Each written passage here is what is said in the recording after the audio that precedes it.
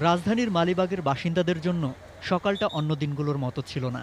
নিত্যদিনের বাজার করতে এসে বিহ্বল হয়ে পড়েন বাসিন্দারা। আগুনে পুড়ে অঙ্গার পুরো কাঁচা বাজার। ভোর 5:30টার দিকে কাঁচা বাজারের একটি দোকানে আগুনের সূত্রপাত। দ্রুত আগুন ছড়ায় অন্য দোকানগুলোতে।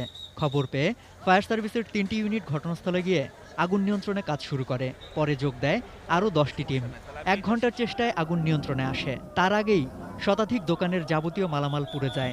আগুনটা লাগার পর আমরা এসে দেখি কোনো আগুনটা 99 ফোন দিচ্ছি আমরা, একটা ফায়ার সার্ভিসের গাড়ি চলে আসছে, সাথে সাথে আসছে, কিন্তু সেটা পানি ছিল না, মানে কিচ্ছু নাই, যা বাজারের ভিতরে ছাই ছাড়া আর কিচ্ছু নাই। যে গাড়িটা প্রথম আসছিল, যদি সেই গাড়িতে পানি থাকতো তো আমাদের এত আগুন লাগে না, আমাদের সব শেষ হয়ে গেছে।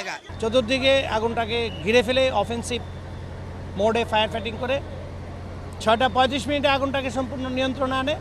এখন আগুনের ড্যাম্পিং ডাউনের কাজ চলছে। এর আগে রাত 12টার দিকে যাত্রাবাড়ির উত্তর কুতুবখালী এলাকায় একটি ভবনের নিচতলায় গুদামে আগুন লাগে। ফায়ার সার্ভিসের 9টি ইউনিট প্রায় 1.5 ঘন্টার চেষ্টায় আগুন নিয়ন্ত্রণে আনে। এই ঘটনা আবাসিক ভবন থেকে গুদাম সরিয়ে নেওয়ার নির্দেশনার বাস্তবায়ন নিয়ে প্রশ্ন দাঁড় করায়। তবে তদন্ত সাপেক্ষে ব্যবস্থা নেওয়ার কথা জানায় কর্তৃপক্ষ। আবাসিক এলাকায় টিভির কারখানা ছিল কিভাবে বা কেন ছিল, তাদের কোনো অনুমতি আছে কিনা এই বিষয়টা আমরা যাচাই বাছাই করে দেখব, এবং যদি সত্যি তাদের কোনো অপরাধ প্রমাণিত হয় তাদের বিরুদ্ধে আমরা আইনানুগ ব্যবস্থা গ্রহণ করব। অগ্নিকাণ্ডের এসব ঘটনা বেশিরভাগই রাতে সংঘটিত হওয়া। তাই রাত নামলেই রাজধানীবাসীর শঙ্কা থাকে, আবার না জানি কোথায় লাগে আগুন, কার হয় স্বপ্নভঙ্গ। চান এর আশু সমাধান।